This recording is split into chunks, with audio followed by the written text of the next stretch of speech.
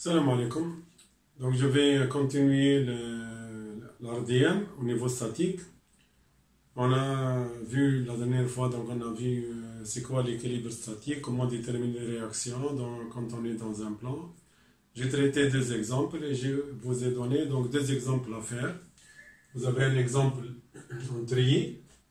J'ai dit au niveau de l'analyse statique, donc ce n'est pas la peine de voir ce qu'il y a à l'intérieur, il faut voir global. Donc j'ai deux appuis. Donc somme des forces selon x, selon z, somme des moments par rapport à des points. Selon x, donc Rx est égal à 0, il n'y a pas d'effort x. Et on peut voir que la structure elle est parfaitement symétrique en général.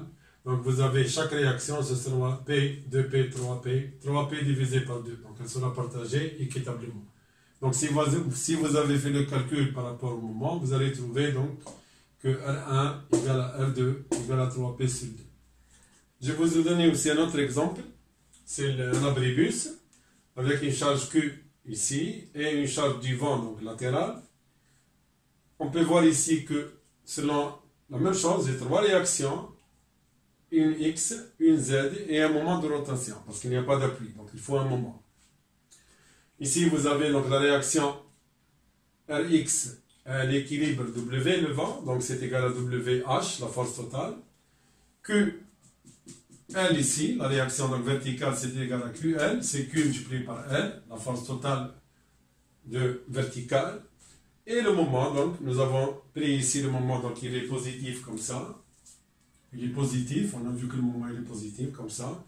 Donc c'est sûr, celle-ci, elle va tourner comme ça, le vent il va tourner comme ça, donc le moment il va l'équilibrer dans la direction donc inverse, dans la direction opposée. Et nous allons voir donc le moment global, c'est égal à QL, la charge totale multipliée par, puisqu'elle est appliquée ici. Donc ça c'est égal à QL multiplié par L sur 2, le bras de levier, moment par rapport à ce point. Et la même chose W, c'est égal à WH, la force totale, donc c'est égal à WH, multiplié par H A sur 2, voilà, WH A sur 2, QL multiplié par L sur 2. Ça c'est le moment, c'est ce qu'on appelle le moment M encastrement, c'est le moment d'encastrement est égal. Ici donc Rx égale, ici égale à Rz. Ok. Donc la statique en général, l'équilibre statique, vous allez entendre souvent parler de cet équilibre-là. Généralement, on avait dit que ça représente donc l'équilibre des structures par rapport aux appuis de réaction. Et en général, nous avons donc trois types. Hypo, donc elle n'est pas stable du tout. Iso, donc elle est juste stable. Et hyper, elle est donc plus stable, elle est plus stable. On a vu que nous avons des degrés d'hyperstaticité, 1, bien 2 ou bien 3. Donc à 3, nous sommes avec 3 degrés d'hyperstaticité, c'est-à-dire 3 réactions supplémentaires.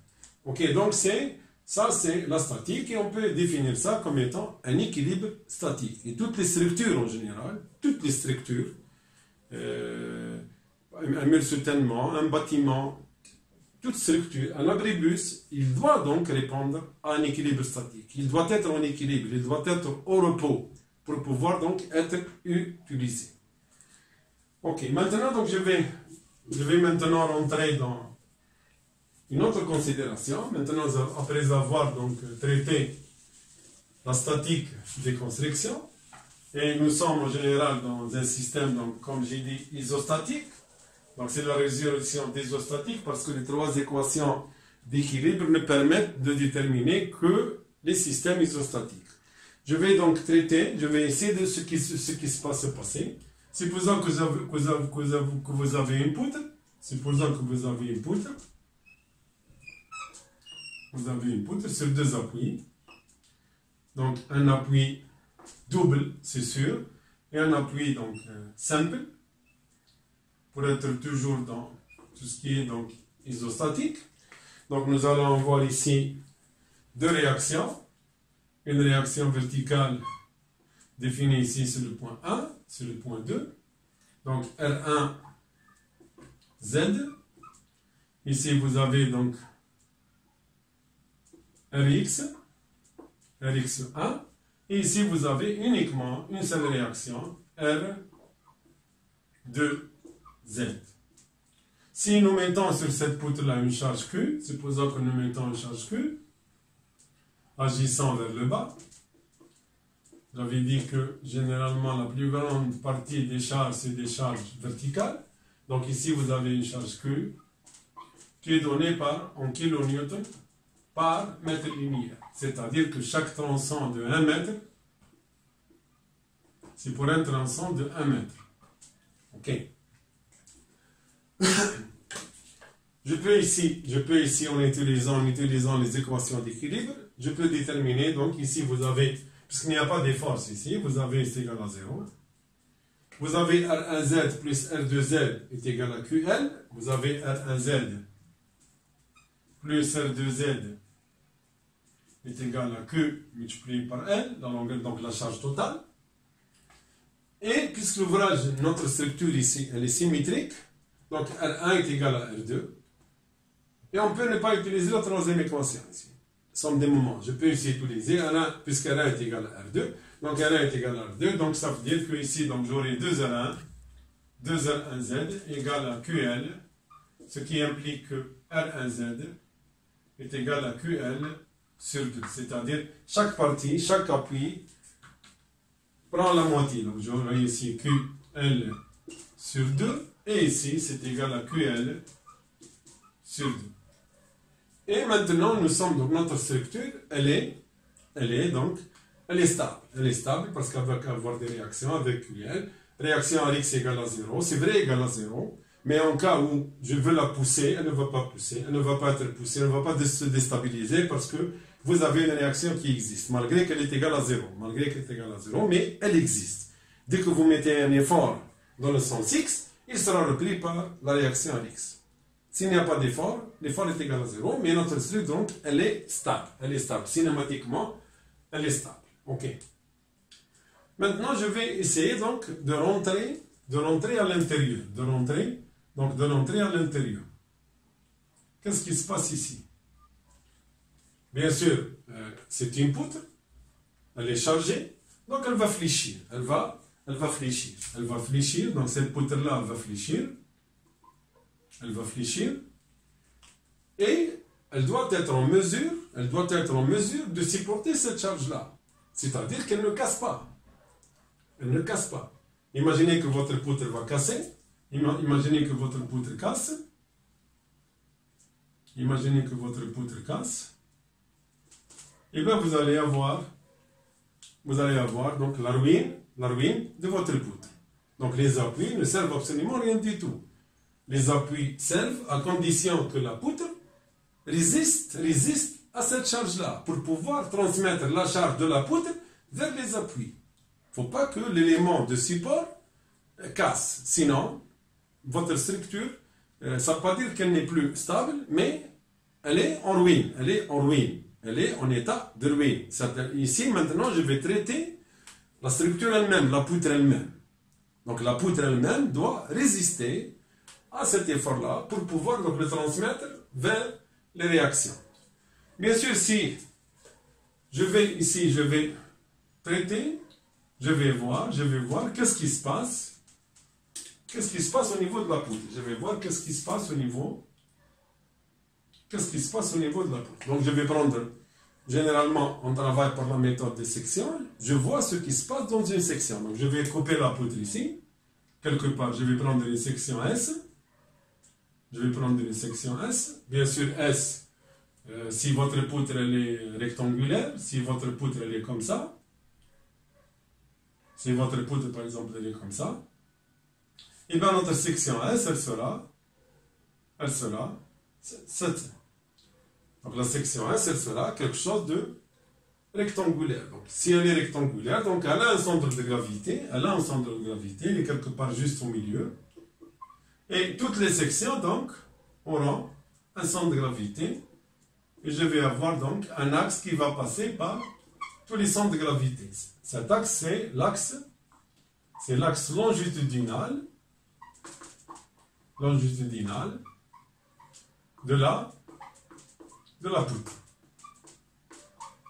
Donc, c'est l'axe passant le long de la poutre par les centres de gravité de ma section. Et c'est pour cela que dans la RDM, on peut représenter cette poutre-là par uniquement une ligne. C'est-à-dire, on la représente par l'axe. On la représente par l'axe. Ici, c'est l'axe. Donc, c'est la ligne de l'axe. Et on comprend aisément que ça, c'est l'axe de la pièce. Donc, on peut représenter simplement, c'est pour simplifier ici, pas comme j'ai fait ici de traits. Ici, j'ai mis la poutre en élévation. Ici, vous avez un seul trait. C'est pour ça, avant, je traçais un seul trait. Mais ici, c'est pour bien comprendre ce qui va se passer. Donc, au niveau de cette section-là, donc nous avons des effets agissants. Donc, nous avons deux côtés. Nous avons ce côté-là et nous avons ce côté-là. Bien sûr, si je vois la section, j'ai des efforts qui sont appliqués de ce côté-là et j'ai des efforts qui sont appliqués de ce côté-là. Et systématiquement, notre structure, elle est en équilibre. La poutre, elle est en équilibre. Elle est là, elle ne bouge pas, elle est stable. Donc ça veut dire que tout ce qui va se passer de ce côté-là est équilibré par ce qui se passe de ce côté-là. Donc il y a une égalité par rapport à la section S. Donc, par rapport à ici, donc tout ce qui se passe ici est égal à tout ce qui se passe ici. On peut voir par exemple ici, nous sommes dans une poutre, nous sommes dans une poutre donc soumise à des charges. Au niveau de la section, qu'est-ce qui se passe? Au niveau de la section, donc je vais voir la section, voilà, j'ai ma section, voilà la section S, et j'ai la poutre ici, j'ai la partie de la poutre ici, voilà, j'ai la poutre ici, donc il y a une réaction ici, j'ai R1Z qui est égal à QL sur 2, et vous avez une charge répartie, qui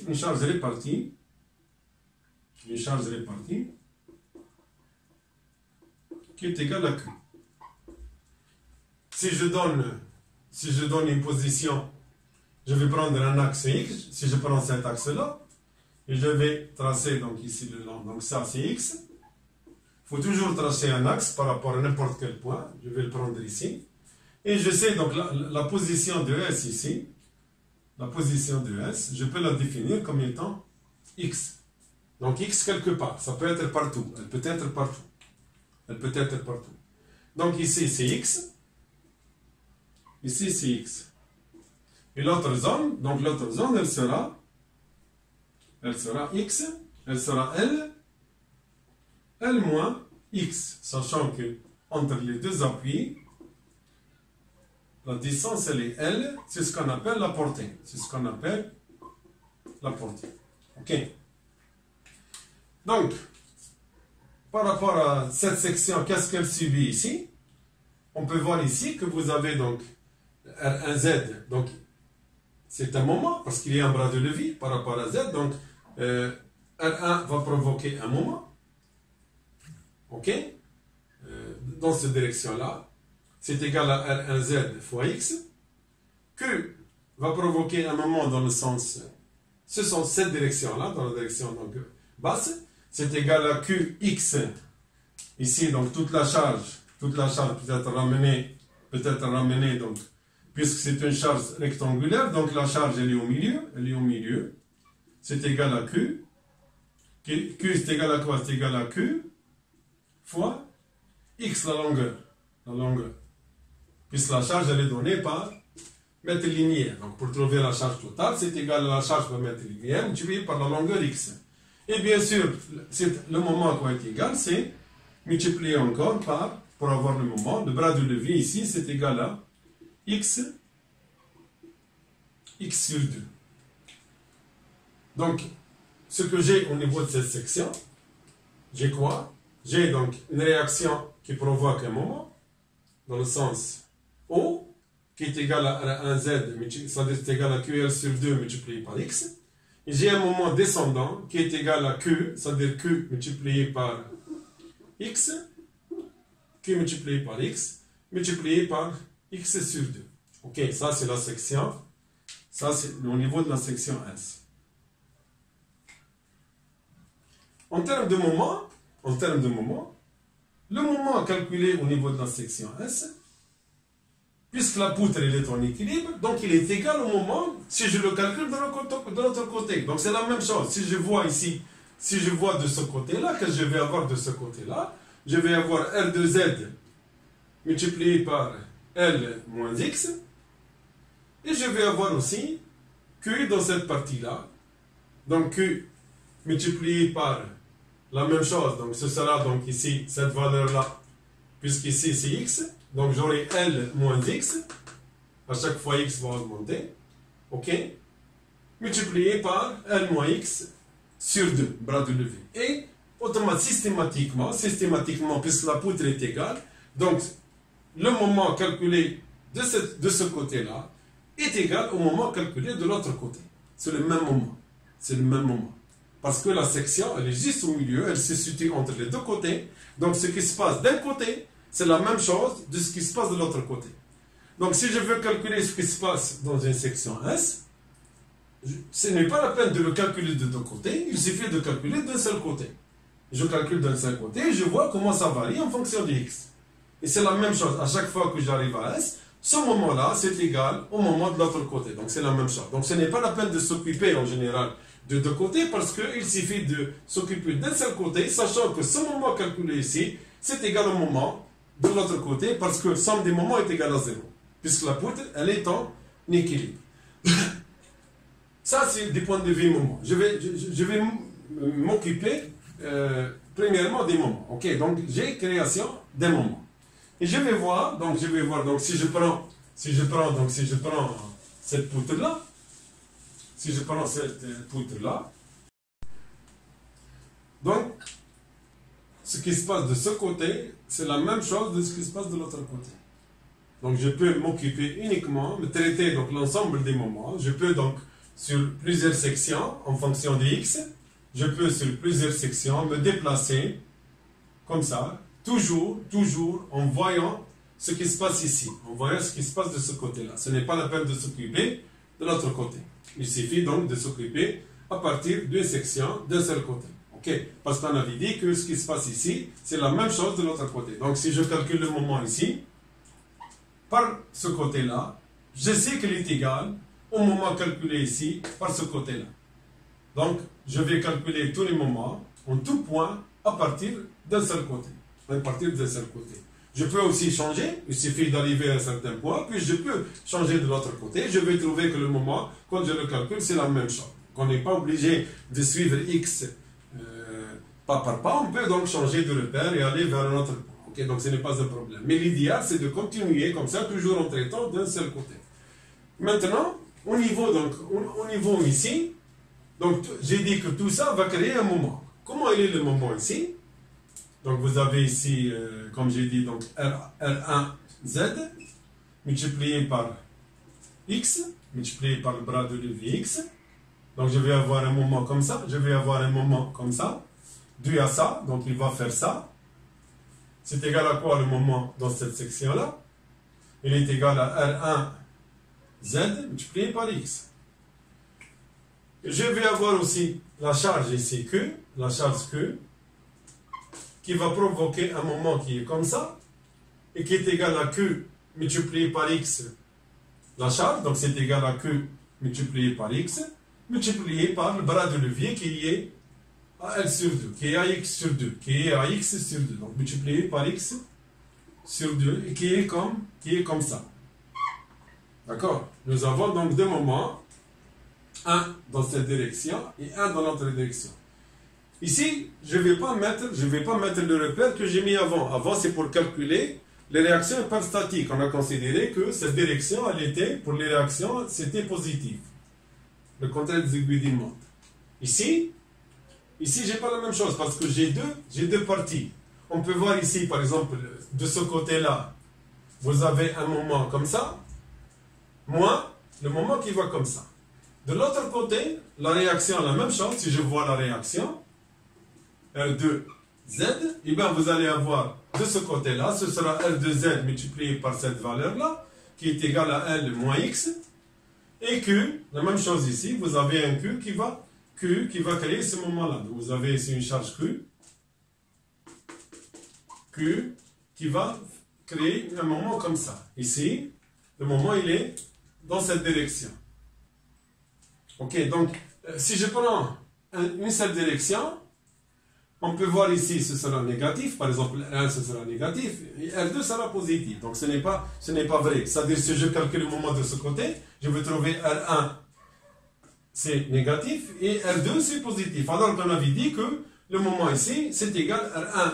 Le moment créé par un Z est égal au moment créé par R2Z. Donc, cette convention, elle n'est plus valable ici. Cette convention, elle n'est pas valable ici. Je vais donc aller vers une autre convention. Je vais aller vers une autre convention. Bien sûr, l'autre convention, c'est-à-dire que si le moment ici est comme ça, parce qu'ici je peux avoir deux moments, soit il est comme ça, c'est-à-dire ça il est prépondérant, ça est plus grand que ça, parce que le moment c'est égal au moment R1 moins le moment de R2. Donc, si le moment créé par R1 est plus grand, je vais avoir ça. Si c'est le contraire, je vais avoir l'inverse. Bien sûr, de l'autre côté, le moment sera, puisque c'est symétrique, la section S, comme j'ai dit, elle est en équilibre, donc vous allez avoir le même moment. Si c'est l'inverse, si dans une autre section, par exemple, vous pouvez avoir ça, et ça. Ok, ça et ça. Donc je peux avoir soit les moments agissant comme ça, soit les moments agissant comme ça. C'est-à-dire ici, je vais avoir la partie tendue, la partie en haut, elle est comprimée, je la comprime. Et ici, la partie tendue, la partie en haut, elle est tendue en général. Et je vais prendre ici, donc ici c'est une compression. Ici, donc, dans ce cas ici, c'est quoi? Ça crée une compression. Ça crée une compression. Et je peux considérer que c'est positif. Et ici, qu'est-ce qu'elle crée ici? Elle crée une traction, donc elle tend, elle crée donc une traction. Donc ici, elle crée une traction. Et je vais considérer que c'est négatif. C'est négatif, ok. Donc ça, c'est l'hypothèse permettant de mettre un signe de telle manière que quand je calcule le moment, je vais avoir égal. Ici, vous avez donc positif. Donc c'est la même chose, donc vous allez avoir quelque chose de positif. Donc quand ça tourne comme ça, c'est positif. Quand ça tourne comme ça, c'est positif. Et on revient donc à l'égalité. La même chose. Si les moments sont comme ça, c'est négatif, négatif. Vous avez donc égal, négatif, négatif. Donc maintenant, je vais, donc ayant défini la convention de signe, je vais donc traiter mon problème. Je vais traiter mon problème. Je vais revenir à mon problème.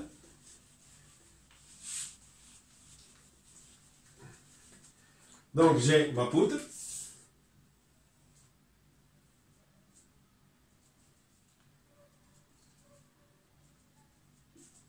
R1, Z. Ici, le point A. Le point 2. Et R2, Z. Et ici, vous avez R1, X. On les a calculés. On a trouvé c'est égal à Q, L sur 2, et c'est égal à Q, L sur 2. Et vous avez une charge, donc vous avez une charge Q, vous avez une charge uniforme, agissant vers le bas, on doit toujours mettre le signe, qui est égal à Q, qui est toujours par mètre linéaire, c'est-à-dire pour un mètre. Donc un mètre supporte X kilonewton ou bien n'importe quelle unité, mais pour un mètre linéaire. Et je vais prendre une section. Ici, je vais prendre une section S. Comme j'ai dit, la section est en équilibre. Donc, le moment calculé par à gauche, c'est identique au moment calculé à droite. Donc, ce n'est pas la peine de calculer les deux moments. Parce qu'il suffit de calculer d'un côté et c'est bon. Donc, je vais faire ça. Ici, vous avez deux réactions avec des charges. Donc, c'est très très simple. Je vais éliminer une partie. Donc, je n'en ai plus besoin de tout ça. Tout ça, je n'en ai plus besoin. Parce que la charge, elle est uniforme. Ça ne change pas. Qu'est-ce que je vais avoir? Quel est le moment maintenant ici? À quoi est égal le moment M? Mx, donc M. dans la position x, à quoi est égal? C'est égal à R1Z. R1Z multiplié par x. R1Z c'est égal à QL sur 2. Donc je vais avoir QL sur 2 multiplié par x. Positif ou négatif. C'est comme ça, donc c'est comme ça.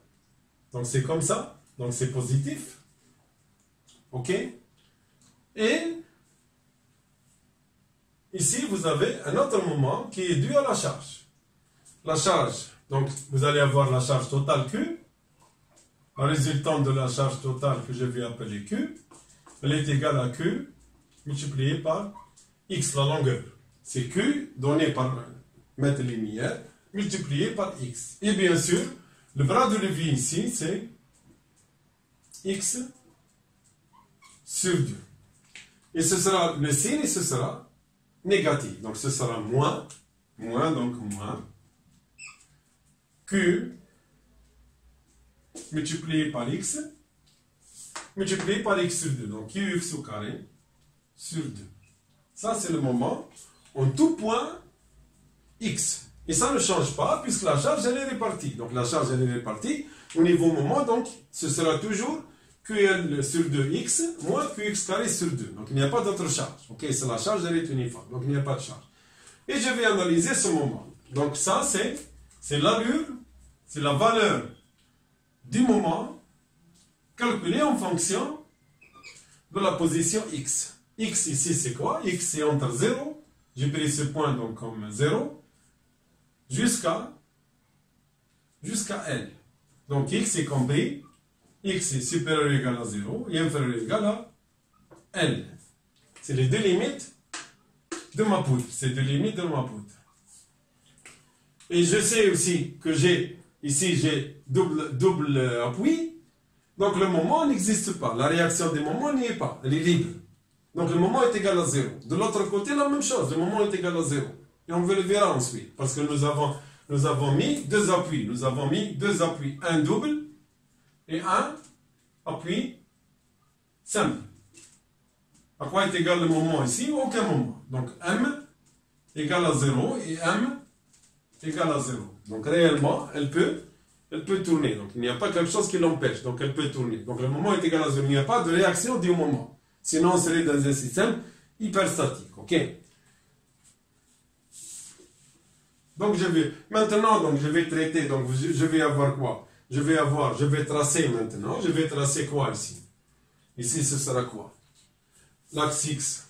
C'est fonction de quoi? Je trace quoi? C'est la fonction moment en fonction du paramètre X. Donc ici c'est l'axe des X. Et ici c'est l'axe des moments. Ici c'est l'axe des moments. Ok. Bien sûr, je vois que le moment, il est fonction de x au carré et x. Donc d'un point de vue, maintenant, je reviens aux mathématiques. Je vais utiliser les mathématiques. Ce qu'on a appris en mathématiques, on va essayer de l'utiliser dans l'approche d'un RDM pour comprendre l'RDM. Et c'est ça, c'est un outil. Les mathématiques sont des outils importants pour pouvoir analyser qu'est-ce qui se passe au niveau de notre poutre. Et quelle est donc l'allure du diagramme, etc. Quelle est l'allure de la fonction moment. Ici, je vais tracer la fonction. C'est une fonction. Je vais tracer la fonction moment. Fonction du x. Les fonctions du x.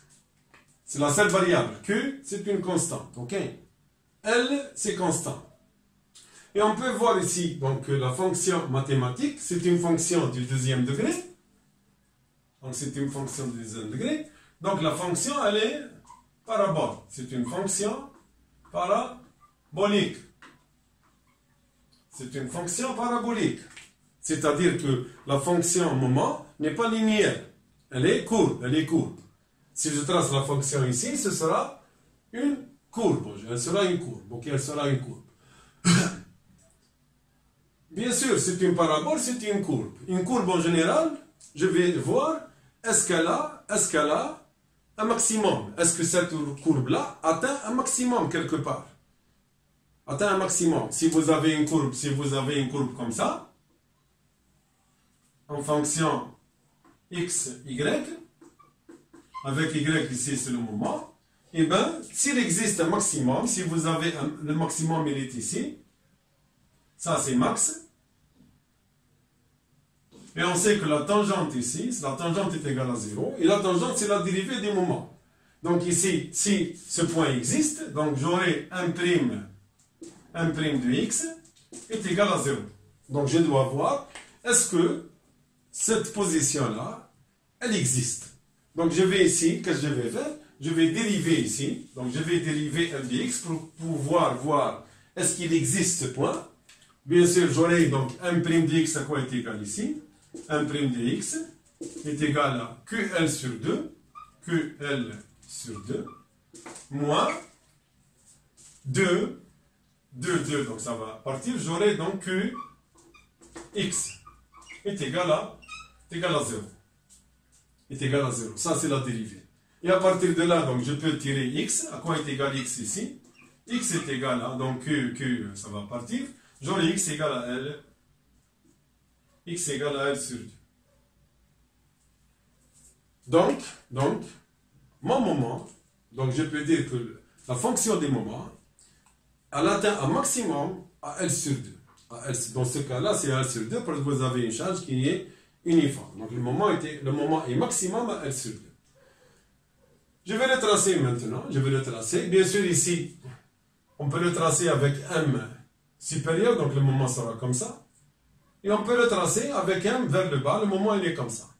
Généralement dans la RDM, on le trace comme ça. Mais ce qu'on a appris nous, au niveau du génie civil en général, surtout dans les universités algériennes, c'est que le moment, il est tracé vers le bas. Il est tracé le moment quand il est positif, c'est-à-dire quand vous avez une compression en haut, généralement on le trace comme ça. Généralement on peut le tracer comme ça. Donc ici c'est la fonction m, et ici c'est x. Et je sais bien sûr ici, je sais quoi? Je sais que le moment est maximum à L sur 2. Donc quelque part ici à L sur 2. Donc à L sur 2, à L sur 2, à L sur 2, notre moment il est max. Il est max. Et je vais maintenant tracer l'allure des moments. L'allure des moments. J'ai dit qu'au départ, puisque nous avons un appui double et un appui simple, les moments sont égaux à, ici, les moments sont égaux à 0. Les moments sont égaux à 0. 0, 0. Ok. Ici, c'est le maximum. Si je vois ici, par exemple, pour x égale à 0, j'aurai 0, 0. Pour x égale à L, j'aurai donc QL carré sur 2, moins QL carré sur 2. Et c'est égal à 0. Ok. Parce qu'on l'a utilisé déjà, cette équation, on l'a utilisée pour le calcul des équilibres. Donc, généralement, les moments sont égaux à 0. Et comment elle est l'allure? L'allure, elle est parabolique. Donc, vous allez avoir, donc elle est parabolique, donc elle va faire, donc le moment sera comme ça. Le moment sera quoi là, le moment? Donc, ici, c'est m de x. C'est m de x. M en fonction de x. Ok. Et on peut calculer, c'est le maximum. Donc le maximum, il suffit de remplacer m de x. Donc j'aurai m L sur 2. C'est égal à quoi? C'est égal à QL sur 2. Multiplié par L sur 2. Moins Q. X, donc c'est L sur 2 au carré. Divisé par 2. Et j'aurai ici quoi? J'aurai QL carré sur 2 fois 2, 4, moins Q, L carré, 4 et 4, 8, donc QL carré sur 8. Si je réduis le même diamètre ici, donc j'aurai 2 fois et 2 fois. Donc j'aurai 2 QL carré sur 8, moins QL carré sur 8, donc c'est égal à QL carré sur 8. Donc ici, le maximum, le moment max ici, cette valeur-là, c'est égal à Q, L carré sur 8. Et donc, généralement, c'est ça ce qu'on appelle, c'est le diagramme. C'est ça ce qu'on appelle le diagramme. C'est le diagramme des moments. C'est le diagramme des moments. Donc le diagramme des moments représente donc la valeur de la fonction moment en fonction du x, Ici, je pouvais le faire de l'autre côté, mais ce sera la même chose. Donc ce n'est pas la peine. Il suffit de traiter l'énergie et de montrer que les moments sont égaux. Donc ici, c'est le diagramme des moments au niveau donc mx. Ok, donc on peut le tracer sur une poutre, on peut le tracer directement sur la poutre. Et je peux aussi calculer, parce que je veux calculer la valeur à L sur 4,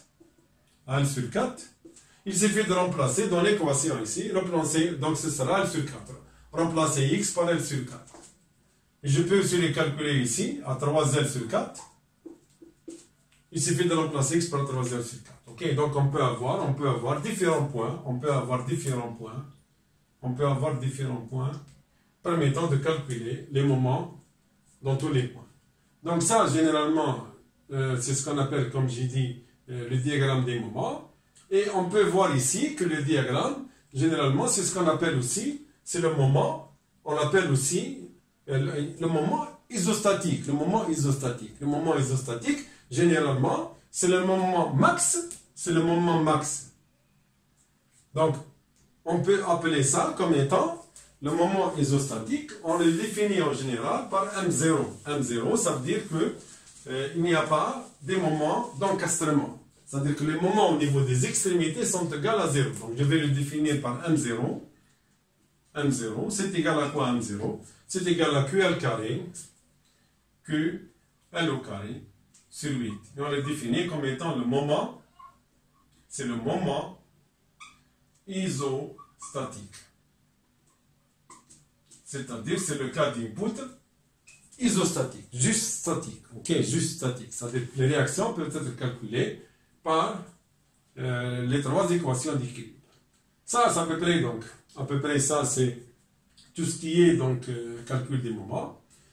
On peut avoir maintenant, je peux changer différents types de charges. Maintenant. J'ai pris la charge la plus simple.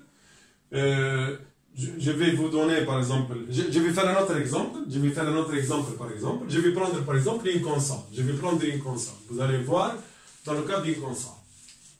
Si je prends une console, donc une console c'est quoi? C'est une poutre